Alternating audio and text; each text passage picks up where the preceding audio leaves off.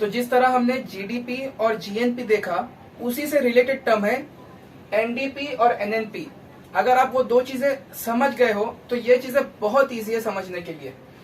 मान लीजिए कि कोई कंपनी 100 लाइट बल्ब बनाती है, ठीक है, बल्ब, और उसमें से 7 का लॉस हो जाता है। कैसे? या तो वो घूम गया, या फिर वो गिर के टूट गया, या वो फ्यूज हो गए।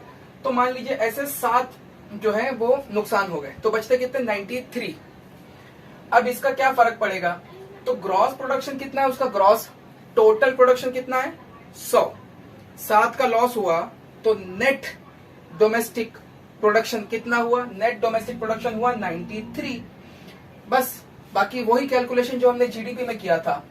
विप्रो है, माइक्रोसॉफ्ट है। विप्रो में मान लीजिए 100 में से 7 का लॉस हो गया, और माइक्रोसॉफ्ट में 50 में से 3 का लॉस हो गया। अब ये बल्ब की कंपनी नहीं है, मैं एग्जांपल दे रहा हूं, ठीक है। तो बचता कितना है? 93 और 47 140। तो जीडीपी अपना कितना था जब हम लोग ने कैलकुलेट किया था? 150। तो 150 माइनस 140,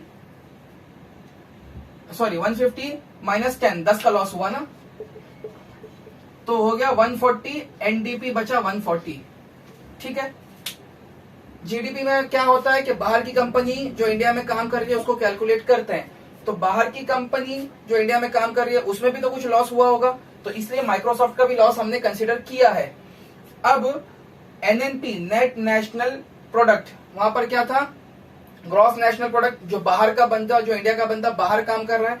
अब मान लीजिए कि विप्रो जो है उसमें 7 का लॉस हो गया, ठीक है, 7 प्रोडक्ट उसके लॉस हो गए, और जो बाहर फैज काम कर रहा था, तो फैज 10 रुपए तो वो पूरे लेकर आएगा ना, उसका तो कुछ लॉस नहीं, वो कंपनी है नहीं, लेकिन वो जीडीपी में कंट्रीब्यूट कर रहा है, तो उसके तो पूरे पैसे हैं। लेकिन विप्रो का जो लॉस हुआ, तो हमारा जो जीएनपी था, जीएनपी 110 था, तो उसमें से हमने ये 7 जो है वो लॉस कैलकुलेट किया, तो बचता कितना है? एनएनपी हो गया 103। तो बस यही चीजें रिलेटेड थी, सिंपल है, ज्यादा जीडीपी में कंफ्यूज भी होने की जरूरत नहीं है। 4 चीजें याद रखने की। इसमें और थोड़ी सी डिटेल्स है, वो हम नेक्स्ट वीडियो में बनाएंगे।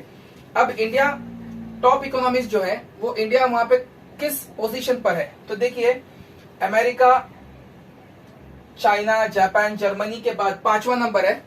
अब ये कभी यूके मतलब इंग्लैंड के ऊपर होता है, कभी फ्रांस के ऊपर होता है, कभी ये ऊपर नीचे होते रहते हैं, बिकॉज उन लोगों की जो इकोनॉमी है वो ऑलमोस्ट 2.9 वगैरह 2.8 से 3.1, 3.2, 3.3 ऐसा वेरी होते रहती है। तो फिलहाल इंडिया जो है 5th नंबर पर है वर्ल्ड इकोनॉमी में, ठीक है।